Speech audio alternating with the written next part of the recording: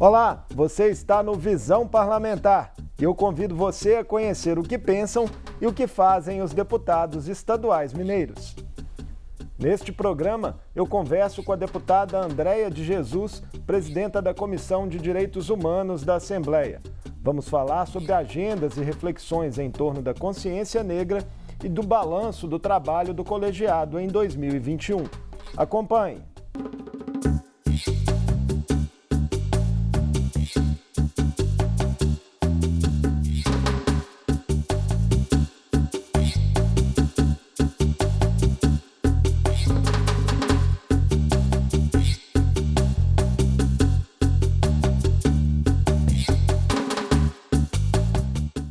Deputada Andréia de Jesus, é um prazer recebê-la mais uma vez no Visão Parlamentar.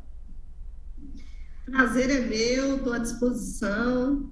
É muito importante ter esse espaço para a gente falar do nosso trabalho e também dialogar com os servidores da casa. Deputada, a Comissão de Direitos Humanos e outras instâncias da Assembleia promoveram nas últimas semanas agendas em torno do Dia da Consciência Negra, celebrado em 20 de novembro. Qual a importância simbólica dessa data para reforçar e atualizar a luta contra a discriminação racial no Brasil? E se existem hoje em Minas mecanismos eficazes de participação, de monitoramento de políticas públicas para o combate às iniquidades raciais? Então, a importância da consciência negra no 20 de novembro, e a gente está dedicando o mês todo, né, o movimento social, o movimento negro, e a gente espelha isso aqui na Assembleia, trazendo duas audiências. Primeiro, fizemos uma audiência para a Comissão de Mulheres, mas também audiência para a Comissão de Direitos Humanos, para tratar de um projeto de lei, inclusive projeto de lei de iniciativa das parlamentares negras da Casa, que proíbe homenagear escravocratas e pessoas do movimento eugenistas em imagens, estátuas, monumentos. Nós estamos, nesse momento da conjuntura, disputando memória. A gente tem trabalhado com inclusive com esse princípio na Comissão de Direitos Humanos. Disputar a memória para a gente alcançar a verdade e conseguir justiça. Para isso, para a reparação dos danos que nós sofremos depois de 388 anos de escravidão, apenas 25% da história de Minas Gerais é com o povo livre. Nós temos muito que disputar a memória, disputar o simbólico, para a gente identificar o quanto ainda precisa de avançar. E aí dos reforçam isso, né? Durante a pandemia, por exemplo, 55% dos mortos eram negros.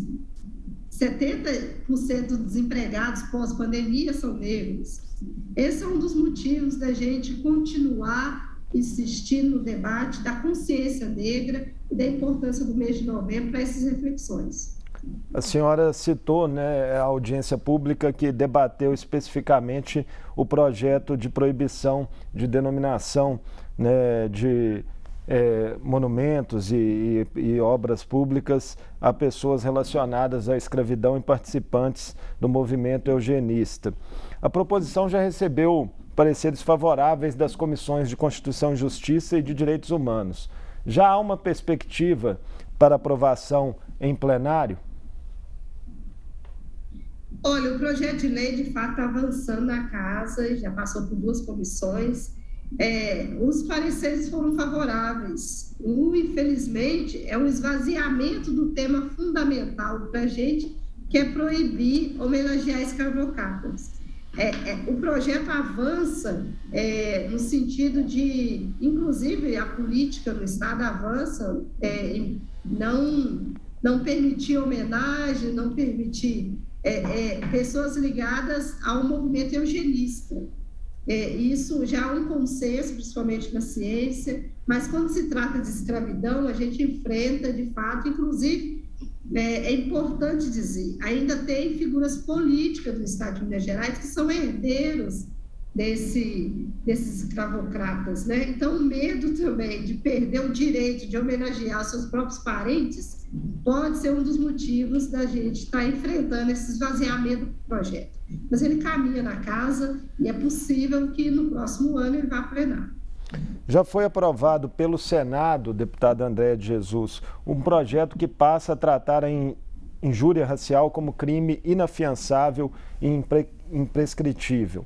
Mas ainda assim os casos seguem se repetindo no cotidiano da nossa sociedade. É preciso que a justiça seja mais efetiva em posicionamentos que inibam a impunidade? A justiça, ela também tem lado, né? Assim, nós, infelizmente, temos um judiciário que também trabalha para a manutenção de alguns privilégios, né? Nós precisamos ter mais negros ocupando as cadeiras do judiciário, mais pessoas que consigam fazer a leitura de que um xingamento que diminui, desqualifica, impede o outro de participar do espaço público, sim, de cunho racista e precisa ser responsabilizado pela tipologia que está prevista. Esses avanços só se darão quando, de fato, nós tivermos mais pessoas que sofreram racismo decidindo por isso. Infelizmente, as decisões ainda estão na mão de pessoas que não sofreram racismo. Há, por exemplo, dados que apontam o aumento da população carcerária negra a partir de 2016, em contraponto à redução do encarceramento de jovens brancos. Isso é um claro indicativo de discriminação também em instâncias que deveriam combatê-las? Sim, evocando aqui Silvio de Almeida, né, que ele está sempre trabalhando o racismo como algo estrutural. Não dá para pensar também no combate ao racismo penalizando individualmente pessoas. O comportamento individual precisa ser revisto, precisa ser corrigido, mas nós estamos falando de estruturas que colocam a gente nos piores empregos, com os piores salários, desempregada. Eu tenho uma trajetória de vida que compartilha com várias mulheres, empregada doméstica a vida toda, diarista. Imagino o que foi para essas mulheres passar a pandemia agora. Então, essa trajetória histórica, social, geográfica, onde o negro está inserido e não se acende, não sai desse lugar, porque tem uma estrutura que coloca a gente na base, uma base que não acessa a política pública, uma base que não tem assistência, uma base que não tem direito à cultura. A nossa cultura ainda continua ameaçada. Há uma intolerância à nossa forma de expressar a nossa religião, as nossas tradições. Então, tudo isso culmina numa sociedade que coloca a gente fora do sistema de classe e, por isso, desempregado, por isso, sem acesso, por isso, sem saúde. E a resposta do Estado é repressão para isso. Qualquer que seja a forma de reagir a isso, a resposta é a militarização dos espaços. E aí a consequência é isso, o aumento do encarceramento, e aí você pega os dados, quem está encarcerado hoje, filho de mãe solo, não tem o sobrenome do pai na certidão de nascimento, nunca teve acesso a um dentista, semi-analfabeto. Então, assim, o Estado já tinha penalizado essa pessoa antes, né? O que ela fez é tirar essa pessoa do mercado, tirar ela da sociedade, né? Retirar dela o direito, inclusive, de reivindicar. Então, o encarceramento só vai diminuir se a gente tiver mais investimento em outras políticas como de assistência e educação. Pois é, dado o passivo histórico do país, deputada Andréa, o desafio de vencer a discriminação racial no Brasil, a senhora diria que ele é também geracional, né, que vai perdurar aí ainda muito tempo? Se temos uma herança escravocrata de 388 anos, apenas 133 anos da abolição da escravatura. Então, três séculos de escravidão, quase 4 séculos de escravidão. Depois da proibição, ainda teve tráfico de pessoas, e hoje a gente recebeu uma Madalena aqui na casa, que é um símbolo de como no estado de Minas Gerais o trabalho análogo ao trabalho escravo continua crescente. Então, para que haja mudança, precisa de investimento do Estado. E aí, os dados que eu trouxe, pós-pandemia, o aumento de mortes entre negros, porque a situação de vulnerabilidade é maior, o desemprego é maior entre os negros, a saúde continua ainda muito vulnerável nos territórios mais periféricos, o conflito fundiário está muito associado ainda aos donos das terras, os fazendeiros, o dono do açúcar, e agora a mineração, que continua impedindo que a gente tenha soberania. Enquanto a gente não discutir questões estruturais, nós também estaremos alicerçando o racismo. Em todas elas, o racismo está presente. Pessoas que são consideradas sub-humanas. Os quilombolas são tratados como sub-humanos no estado de Minas Gerais. Os araus, que estão lá no abrigo São Paulo e Belo Horizonte, estão sendo tratados como sub-humanos. Então, tem uma orientação ideológica e racista na política no estado de Minas Gerais. Sem essa mudança na política, e aí eu quero deixar uma pergunta aqui também. Se a gente for analisar os projetos de lei aprovados nessa casa nos últimos anos, não existe política de enfrentamento ao racismo. Não existe. O orçamento aprovado aqui na casa não tem ali uma parcela de enfrentamento ao racismo.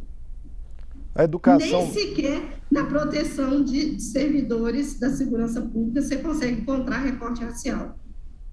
A educação formal e a conscientização desde os primeiros anos de vida, a senhora acredita que seja o caminho para que a sociedade evolua de forma mais consistente em relação à discriminação?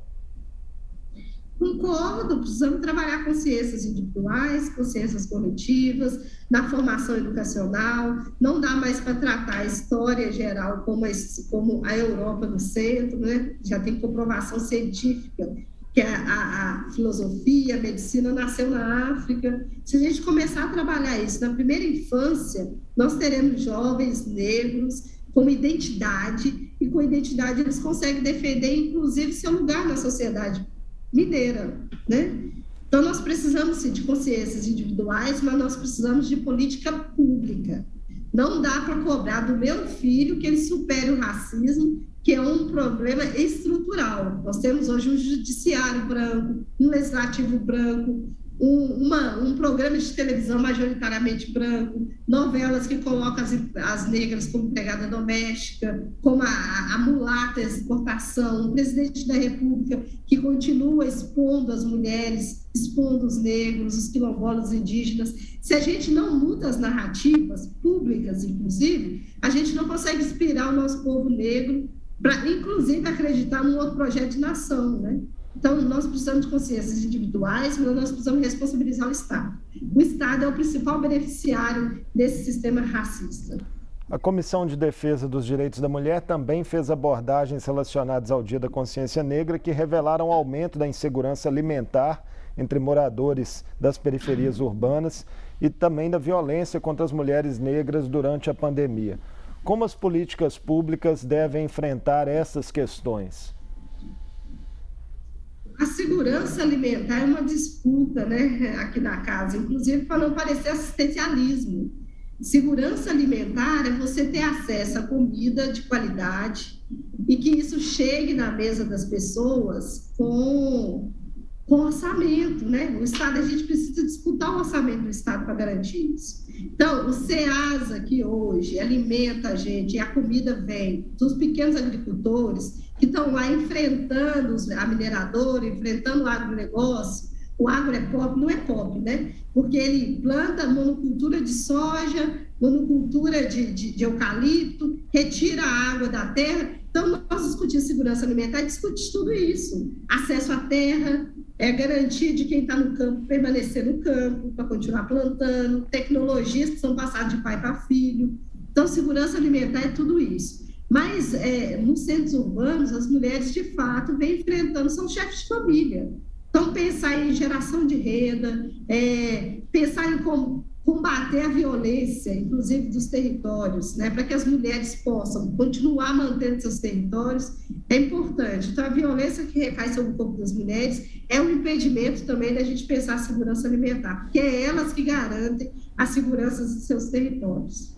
O aumento da presença de mulheres negras em posições de destaque, deputada Andréia, seja no poder político, em produtos culturais ou em profissões mais valorizadas, é considerado uma questão de representatividade fundamental por especialistas que trabalham com o tema.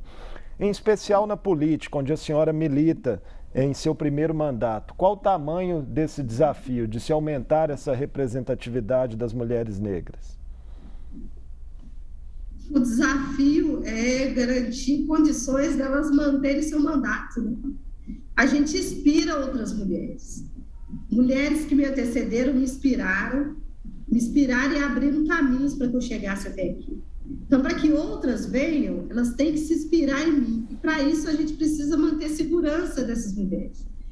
Desde a minha posse até hoje, não teve um dia que eu não tivesse sofrido violência, seja pelo xingamento nas redes sociais, seja pelos desafios que muitas vezes está em minoria na casa, seja os desafios que uma sociedade ainda patriarcal que continua questionando o papel das mulheres. Então, a segurança é um principal desafio para que outras mulheres venham ocupar esse lugar que nós ocupamos. Então, para a gente ocupar a política e para que outras mulheres continuem ocupando a política, é extremamente necessário que esse lugar seja um lugar seguro. E o que a gente observa não é nem estruturalmente, nem institucionalmente, e muito menos quando defendemos pautas que ainda são indigestas. Um projeto de lei meu, um plenário, virou um motivo de suspensão do plenário, e até hoje a gente não conseguiu quórum para voltar.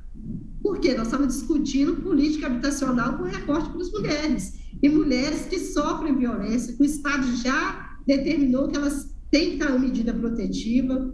Mesmo assim, para acessar uma política, isso vira um debate desqualificando a parlamentar, mas também questionando qual é a necessidade de ter política por recorte. Inclusive, para a política, a justiça eleitoral precisa também se debruçar sobre isso. Como garantir segurança para a gente?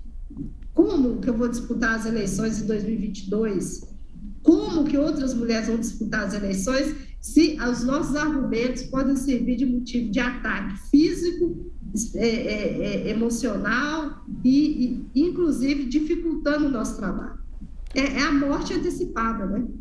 A senhora está completando um ano à frente da Comissão de Direitos Humanos, enfrentando, além das questões raciais, os mais diversos temas dessa seara, como, por exemplo, a violência policial, acolhimento a imigrantes, e já recebeu, inclusive, uma ameaça de morte.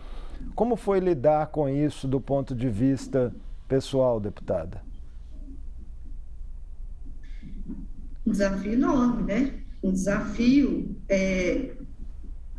reavaliar os seus passos, reavaliar onde você pisa, reavaliar se a equipe se sente segura emocionalmente, fisicamente, debruçar sobre uma série de esforços para manter o trabalho, para manter os projetos, acolher as famílias que foram vítimas desse massacre, né, em Varginha.